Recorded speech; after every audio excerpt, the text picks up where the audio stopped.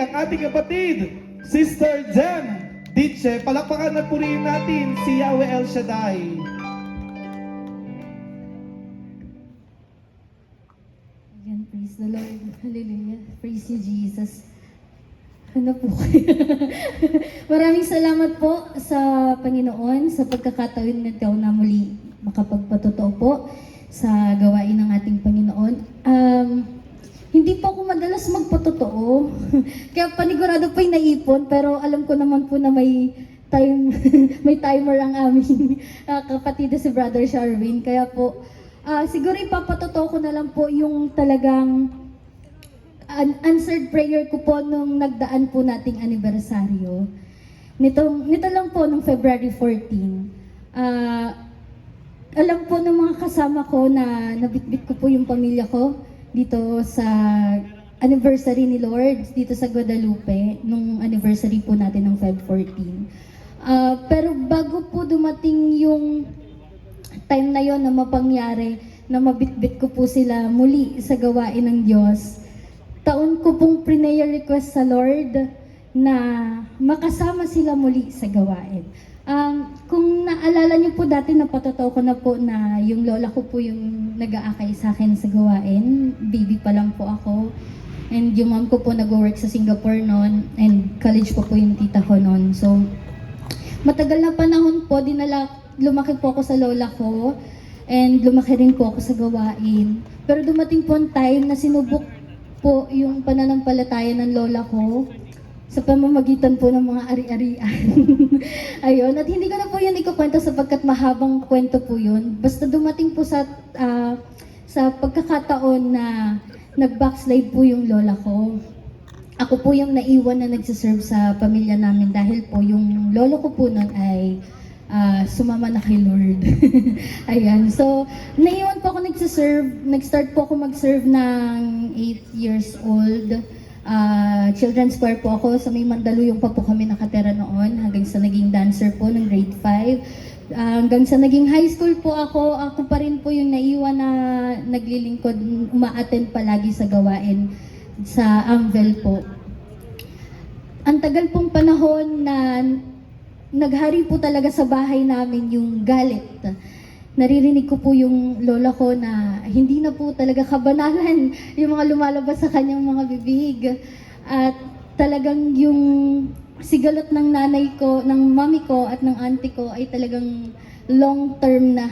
Kumbaga po, sabi nga po sa ng mga relatives ko noon, hindi na po magbabago yung relasyon ng pamilya ko. Pero sabi nga po, sabi ng Lord, na isa man sa isang buong pamilya ang naglilingkod sa Panginoon, ang buong pamilya ay pagpapalain. Amen po? Naniniwala po kayo?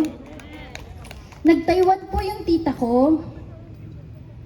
Nakabalik po siya ng Pinas and nag-a-apply po siya ulit ng work pa ibang bansa. Naalala ko po noon na sa sobrang takot ko po sa tita ko kasi binubugbog po ako ng tita ko noon. Binubugbog po ako at pumapasok po talaga ako ng may pasa, may talagang minamaltrato ko ng tita ko noon. Pero lagi pong prayer request ko nung time na yon, college po ako noon. Sabi ko, Lord, sige na, payagan mo na umalis yung tita ko. Natatakot na ako sa kanya Paalisin mo na siya, Lord, pero kung loloobin mo, Lord, sana sa bansang Israel siya mapadpad. Baka sakaling doon, Lord, masumpungan niyang himala mo sa buhay niya.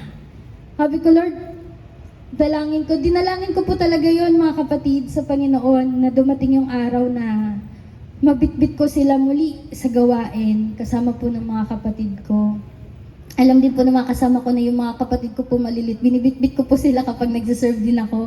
Matagal na rin po silang sumasayaw. Tumitigil lang po dahil sa studies po, conflict ng schedules. Pero ang tagal pong panahon na pinagdasal ko po yun sa Panginoon hanggang sa 2018 po, nung mag-apply yung tita ko, umiiyak po siya sa amin sa bahay. Kasi that time din po, sumabay din po na binibenta po yung bahay namin. So bago pa po kami mapadpad sa pinagpalang bahay namin ngayon, nawalan din po kami ng bahay dahil po sa away-away sa pamilya.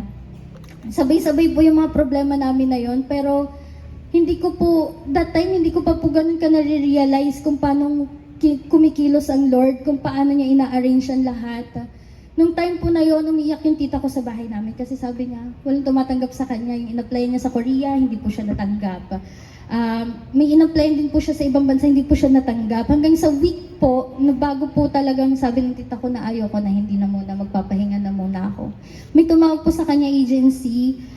To cut the story short po, yung agency po na yon, yung nag-open po sa life namin para mabago yung buhay. And talagang totoo ang Lord, tapat ang Lord. Nababasa ng Lord yung prayer request natin. And even po yung mga silent prayers ng heart natin, alam po ng Lord. Naririnig po yun ng Panginoon. Alam niyo po mga kapatid, yung agency lang po na yon, nagpapuntang Israel, yun lang po yun, natanggap yung tita ko.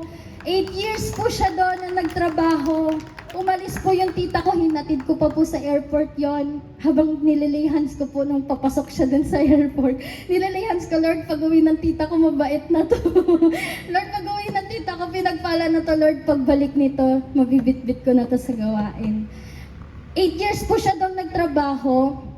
Bumalik po siya nung December lang po. Bali, almost 3 months lang po siyang nagbakasyon dito. Kababalik niya lang din po ulit ng Israel ng 17. Hinatid ko po siya roon.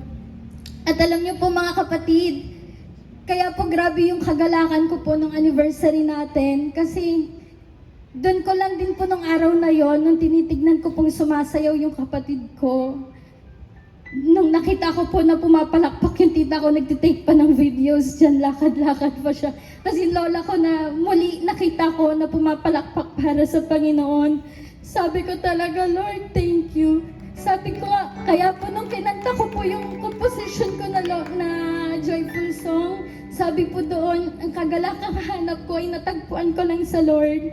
Nung time po na yon, grabe po yung kagalakan ko, kaya talagang ang jolly-jolly ko nung anniversary kasi hindi ko po in-expect yung kapatid ko na sumayaw kasi last minute na lang po sila nagsabi, ate, sama kami. Sabi ko, syempre, sama kayo, lahat tayo attend. Sabi niya, hindi ate, sasayaw kami.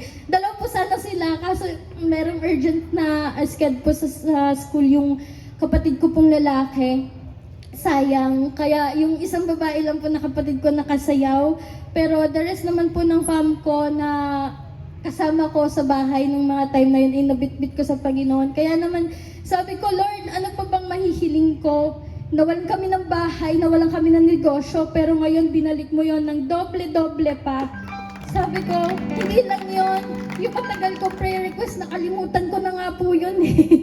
Nakalimutan ko na nga po yun, pero nung araw ng anniversary, naalala ko, prayer request, long time prayer request ko na pala to kay Lord and tinugon ng Panginoon. Lahat talaga, He makes everything beautiful in His time.